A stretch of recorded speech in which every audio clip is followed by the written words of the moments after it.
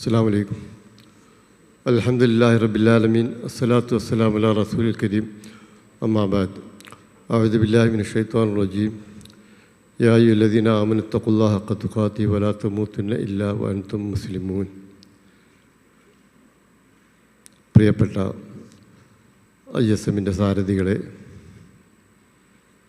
സഹോദരങ്ങളെ, സഹപ്രവർത്തകരെ, ISM 59ാമത്തെ വർഷത്തിലേക്ക് പ്രവേശിക്കുകയാണ്. അടുത്ത 2027 60 വയസ്സ് പൂർത്തിയാകാൻ പോവുകയാണ്. അപ്പോൾ ആ നിലക്ക് ഈ ഒരു വർഷം നമ്മൾ 60ാമത്തെ ആണ്ടിലേക്ക് പ്രവേശിക്കുമ്പോൾ പുതിയ കാഴ്ചപ്പാടുകൾ, പുതിയ സങ്കല്പങ്ങൾ, ചിന്തകളൊക്കെ നമ്മുടെ മനസ്സിൽ ഉണ്ടാവേണ്ടതുണ്ട്. പണ്ടുകാലത്ത് 50, 55, 60 വയസ്സാകുമ്പോഴേക്കും വൃദ്ധന്മാരുടെ കൂട്ടത്തിൽ അല്ലെങ്കിൽ റിട്ടയർമെൻറ്റിൻ്റെ കാലഘട്ടമായിട്ടാണ് സൂചിപ്പിക്കാറുള്ളത്. ഇന്ന് യുവത്വം തുടങ്ങുന്നത് തന്നെ 50 വയസ്സിന് ശേഷമാണ് എന്നിടത്താണ് ലോകം നിൽക്കുന്നത്. അപ്പോൾ ആ നിലക്ക് നമ്മൾ ഈ 60 വർഷം എന്നത് അല്ലെങ്കിൽ 59 വർഷം എന്നത് വളരെ സന്തോഷത്തോടെ പിന്നോട്ടൊന്ന് തിരിഞ്ഞു നോക്കി മുന്നോട്ടുള്ള പ്രയാണത്തിന് ദിശ നൽകേണ്ടതുണ്ട്. ഞാനും നിങ്ങളുമൊക്കെ ഒരു യാത്രയിലാണ്. ഞാൻ നേരെ പറഞ്ഞാൽ മറ്റൊരു സ്ഥലത്തേക്ക് പോയിക്കൊണ്ടിരിക്കുമ്പോൾ ഇവിടെ നിന്ന് കയറി ഇറങ്ങാൻ വേണ്ടി വന്നതാണ്. നിങ്ങൾ ഈ യോഗത്തിലേക്ക് വന്ന യാത്ര മാത്രമല്ല, മനുഷ്യജീവിതം തന്നെ യാത്രയിലാണ്. മരണം വരെയാണ് ആ യാത്ര, പിന്നെ മറ്റൊരു യാത്രയാണ്. അപ്പോൾ ആ നിലക്ക് നോക്കിയാലും നമുക്ക് നിരാശയില്ലാതെ മുന്നോട്ട് പോകാൻ, ലക്ഷ്യബോധത്തോടു കൂടി പോകാൻ കഴിയും. ISMൻ്റെ രൂപീകരണ പശ്ചാത്തലം നിങ്ങളിൽ പലർക്കും അറിയാം. 1966 പാലക്കാട് വെച്ച് KNMൻ്റെ അല്ലെങ്കിൽ നെതുവത്തിൻ്റെ 17ാം വാർഷിക സമ്മേളനം വിപുലമായി നടത്തുകയുണ്ടായി. ഐക്യസംഘം 1922 മുതൽ 35 വരെ 12 വാർഷിക സമ്മേളനങ്ങൾ നടത്തിയിട്ടുണ്ട്. 1950 രൂപീകരിച്ച KNM അതേ മാതൃകയിൽ കൊല്ലം തോറും വാർഷിക സമ്മേളനങ്ങൾ വിപുലമായി നടത്തിയിരുന്നു. പിന്നെ 79 മുതൽ നമ്മൾ മുജാഹിദ് സംസ്ഥാന സമ്മേളനം എന്ന നിലയ്ക്ക് അതിൻ്റെ പേര് മാറ്റി. 72 അതിന് തുടക്കം കുറിച്ചിട്ടുമുണ്ട്. അപ്പോൾ ഞാൻ അത് പറയല്ല. 66 KNM രൂപീകരിച്ച് 17 വർഷമാവുകയാണ്. അന്ന് പാലക്കാട് KA സുലൈമാൻ സാഹിബ്, അദ്ദേഹം നെതുവത്തിൻ്റെ വൈസ് പ്രസിഡൻറ്റും അവിടെ സമ്മേളനം നടത്തുമ്പോൾ അതിൻ്റെ സ്വാഗത സംഘം ചെയർമാനുമായിരുന്നു. ആ സമ്മേളനത്തിൻ്റെ വളണ്ടിയർമാരായി പ്രവർത്തിച്ച യുവാക്കളുടെ ആവേശവും കരുത്തും സന്നദ്ധതയുമൊക്കെ കണ്ടപ്പോൾ നമ്മുടെ ദേവാപ്രവർത്തനങ്ങൾക്ക് KNMന് ഒരു താങ്ങായി യുവാക്കളുടെ വേദി വേണം എന്ന് ആ വളണ്ടിയർമാരുടെ സേവനം കണ്ടിട്ട് KNMലെ നേതാക്കന്മാർക്ക് ബോധ്യപ്പെടുകയുണ്ടായി. അങ്ങനെയാണ് നേതൃത്വത്തിലുണ്ടായിരുന്ന പലരും ഒരു യുവജന മുജാഹിദ് വിഭാഗത്തെ സൃഷ്ടിക്കാൻ തീരുമാനിച്ചത്.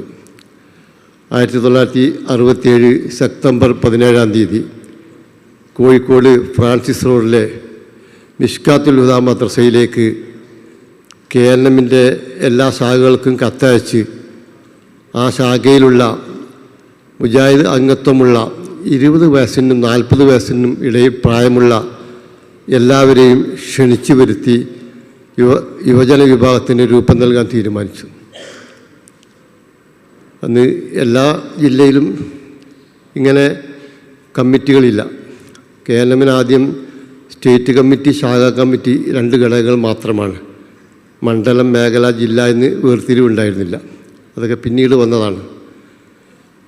അപ്പോൾ ആ നിലക്ക് 20 വയസ്സിനും 40 വയസ്സിനും ഇടയിൽ പ്രായമുള്ള 67 കാലത്തെ എല്ലാ മുജാഹിദുകളെയും യുവ മുജാഹിദ് അപ്പം അന്ന് മുജാഹിദ് ആയിരിക്കണം, KLM മെമ്പർഷിപ്പ് ഉണ്ടാക്കണം, അവരിൽപ്പെട്ട ആളുകളെയാണ് വിളിച്ചു ചേർത്തിയത്. ഒരു 10-200 ആൾക്കാർ ആ മദ്രസയിൽ നടന്ന യോഗത്തിൽ പങ്കെടുത്തിട്ടുണ്ട്. ആ യോഗത്തിലാണ് ഇങ്ങനെ യുവ മുജാഹിദുകൾക്ക് ഒരു വേദി രൂപീകരിച്ചത്. ഞാനത് പറയാൻ കാരണം ഈ 67 ആ കാലഘട്ടം, അന്നാണ് നമ്മുടെ സ്ഥാപക ദിനം. ആ സ്ഥാപക ദിനത്തിലെ അതിൻ്റെ പ്രഥമ കമ്മിറ്റി നിങ്ങൾക്ക് ഞാനൊന്ന് വായിച്ച് കേൾപ്പിക്കാം. KSK Thangal Madani Punnassery president, PA Abdulla Sahib Olavakkode vice president, EI Yusuf Sahib Mankurussi Palakkad vice president, PK Ali Abdurazak Madani Valiyora Malappuram general secretary, PA Abdurazak Palakkad joint secretary, MP Abdurazak Kozhikode joint secretary, PM Moidu Sahib Olavakkode treasurer. ഇങ്ങനെ 7 ഭാരവാഹികളാണ് ആദ്യമായിട്ട് തിരഞ്ഞെടുക്കപ്പെട്ടത്. അവർക്ക് സഹായികളായിട്ട് 33 അംഗങ്ങളെ കൂടി ഉൾപ്പെടുത്തി 40 അംഗ പ്രഥമ എക്സിക്യൂട്ടീവിന് രൂപം നൽകി. അപ്പോൾ നിങ്ങൾക്ക് പരിചയമുണ്ടാകുന്ന സ്ഥലം വായിക്കുന്നത് ഞാൻ അതിനാണ്. നിങ്ങളുടെ നാട്ടിലോ എൻ്റെ അടുത്ത നാട്ടിലോ ഉള്ള ആൾക്കാരായിരിക്കും. എവിടെയുള്ള ആൾക്കാരായിരുന്നു എന്ന് അറിയാൻ വേണ്ടിയിട്ടാണ് ഞാനിത് വായിക്കുന്നത്. അന്നത്തെ എക്സിക്യൂട്ടീവിലെ മെമ്പർമാർ: TK മൊയ്തീൻ ഉമരി തിരൂരങ്ങാടി, A മുഹമ്മദ് അമീൻ മൗലവി എടവണ്ണ, അലിബി മൗലവിൻ്റെ മകനാണ്, K മുഹമ്മദ് എന്ന Bappu Moulavi Ponmundam, KV Moosa Sullami Kuniyil, NV Ibrahim master Areekode, KK Muhammad Madani Parappanangadi, P Hussain Moulavi Valavannur, Abdulla Koyathangal Varanakkara, M Abdulla എന്ന ബാവ മൗലവി, T അലവിക്കുട്ടി എന്ന Kunjumon Kuttur, K Alavikutty Ansari Randathani, CK Hussain Kalpakanchery, PK Umar Sahib Palakkad, PA Ibrahim Palakkad, PA Jaleel Melparamba, A Abdul Gafoor Meparamba, NP Shihabuddin Parali, T Muhammad Kasim Ottapalam, SM Muhammad Moideen Puthuppally, KM Usman പട്ടാണിത്തെരുവ്, NA Rasheed Palakkad, KS Abdurahman Palakkad, KS Beerankutty Palakkad, K Ahammad Koya master Balussery, VS Muhammad Koya Kuttichira, BV Usman Koya Idiyangara, M Unnimoyin Kutty Kakkad Karassery, MT Abdurahman Punnassery, PM Muhammad Puthur, A Ali Eranhikkal, KM Mustafa Puthiyapalam, T Muhammad Unni Olavanna, PS Abdulla മൗലവി ചന്ദ്രാപിന്നി. ഇവരാണ് അന്നത്തെ പ്രഥമ ISM committee. അപ്പോൾ ഇപ്പോൾ 59ാമത്തെ വർഷം നമ്മൾ അന്നത്തെ ആൾക്കാരെ പറ്റി ഒന്ന് പഠിച്ചു നോക്കുക. ഇവരിൽ 3 പേര് ഒഴികെ ബാക്കി എല്ലാവരും മരണപ്പെട്ടു പോയി. അല്ലാഹു തആല അവർക്ക് അവരുടെ പ്രവർത്തനങ്ങൾക്ക് പുണ്യം അനുഗ്രഹം നൽകട്ടെ, സ്വർഗം നൽകട്ടെ എന്ന് പ്രാർത്ഥിക്കുന്നു.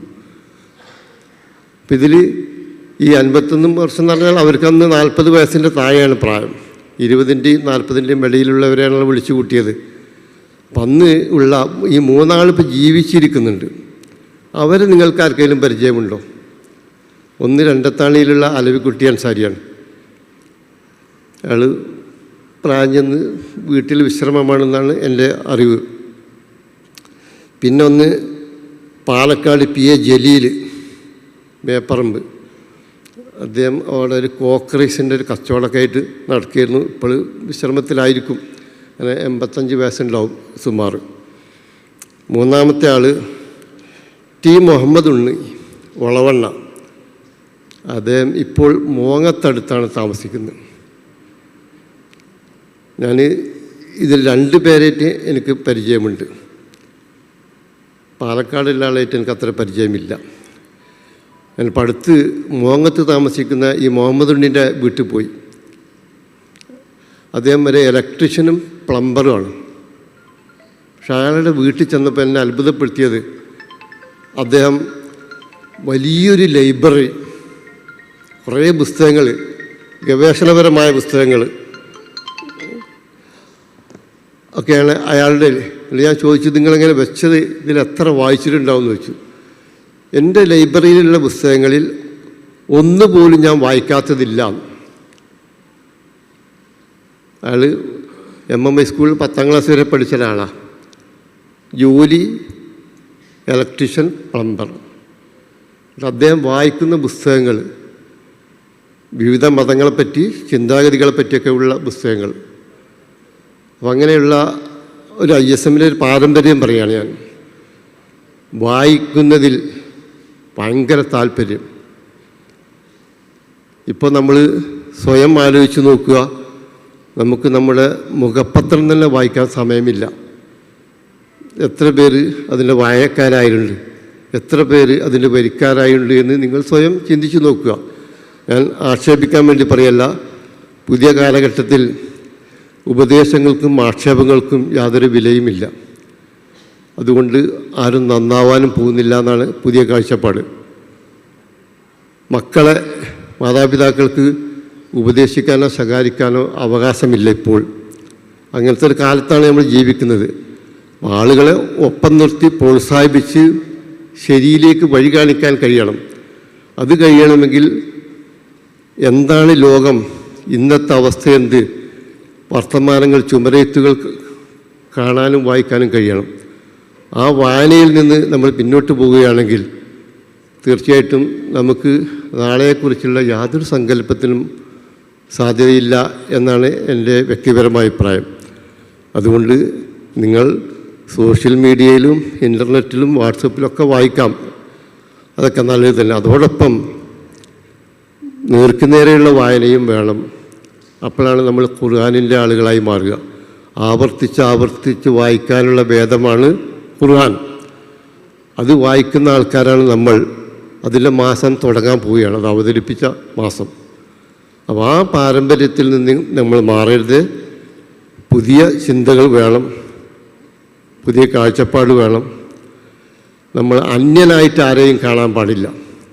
നമ്മുടെ രാജ്യം ഇന്ന് അഭിമുഖീകരിക്കുന്നൊരു പ്രശ്നം, ഇവിടെ ആദ്യമേ ഉള്ള ആളുകളും പിന്നീട് കടന്നു വരുന്നവരും തമ്മിലുള്ള വിഭാഗീയതയാണ്. അത് നാട്ടിലല്ല, വീട്ടിലും ഉണ്ടാവും, സംഘടനയിലും ഉണ്ടാവും. ആദ്യം വന്നവർ പോരിശയുള്ളവർ, പിന്നെ കടന്നു വന്നവർ രണ്ടാം നടക്കാർ. അതാണ് ഫാസിസം എന്ന് പറയുന്നത്. അത് നമ്മളെ പിടികൂടാൻ പാടില്ല. അത് രാജ്യത്തായാലും നാട്ടിലായാലും സംഘടനയിലായാലും ആ ചിന്താഗതിക്കെതിരാണ് ഇന്ന് നമ്മൾ സംസാരിച്ചു കൊണ്ടിരിക്കുന്നത് എല്ലാവരും. പക്ഷെ ഒന്ന് അങ്ങോട്ട് സംസാരിക്കുമ്പോൾ ഇങ്ങോട്ടും കൂടി ഒന്ന് സ്വയം ചിന്തിക്കുന്നത് നല്ലതാണ് എന്ന് തോന്നുന്നു. അതുകൊണ്ട് ആ കാര്യം സൂചിപ്പിച്ചു എന്ന് മാത്രം ഞാൻ അവസാനിപ്പിക്കുകയാണ്. ഞാൻ 78 മുതൽ 94 വരെ ISM മെമ്പറായിരുന്നു. പിന്നെ എൻ്റേതായ വഴി നോക്കി. എന്നാൽ 70 മുതൽ ഞാൻ സ്റ്റുഡൻസ് വിങ്ങിലുണ്ടായിരുന്നു. ISM സ്റ്റുഡൻസ് വിങ്ങാണ്. പിന്നെയാണ് 72 MSM വന്നത്. അപ്പോൾ അങ്ങനെയുള്ള ആ പാരമ്പര്യം അനുസരിച്ച് നോക്കുമ്പോൾ അന്നത്തെ അനുഭവങ്ങളും ഇന്നത്തെ അനുഭവങ്ങളൊക്കെ വെച്ച് നോക്കിയാൽ ഞാൻ നേരത്തെ വായിച്ച പല KNM-ലും ISM-ലുമൊക്കെയുള്ള പല നേതാക്കന്മാരും എൻ്റെ അധ്യാപകരാണ്. AK അബ്ദുൽ ലത്തീഫ് മൗലവി എൻ്റെ അധ്യാപകനാണ്. K ഉമർ മൗലവി എൻ്റെ അധ്യാപകനാണ്. TK മൊയ്തീൻ ഉമരി എൻ്റെ അധ്യാപകനാണ്. KSK തങ്ങൾ, KK മുഹമ്മദ് സുല്ലമിയൊക്കെ എൻ്റെ സഹപ്രവർത്തകരാണ്. ഞാൻ മുഹമ്മദ് മനി ISM-ലെ സഹപ്രവർത്തകനായിരുന്നു. അപ്പം അങ്ങനെയുള്ള കുറേ എടുത്ത് നോക്കിയാൽ അവരിൽ നിന്നൊക്കെ കിട്ടുന്ന ഒരു ആവേശമുണ്ട്. അവരുടെ കാഴ്ചപ്പാടുകൾ, അവരുടെ ഒപ്പം നിന്ന് പ്രവർത്തിക്കുമ്പോൾ കിട്ടുന്ന ഒരു ഉൾക്കാഴ്ചയുണ്ട്. അത് നമ്മൾ മറക്കാതെ അത്തരമൊരു കാഴ്ചപ്പാട് ഇന്നും നമുക്ക് സ്വയം ഉൾക്കൊള്ളാനും അത് മറ്റുള്ളവർക്ക് പകരാനും സാധിക്കണം. അതിന് നിങ്ങൾ തയ്യാറാകുക. അള്ളാഹു അനുഗ്രഹിക്കട്ടെ എന്ന് പറഞ്ഞുകൊണ്ട് ഈ യോഗം ഉദ്ഘാടനം ചെയ്തതായി അറിയിക്കുന്നു. വാഹിർ ദഅവാന അനിൽ ഹംദുലില്ലാഹി റബ്ബിൽ ആലമീൻ. അസ്സലാമു അലൈക്കും.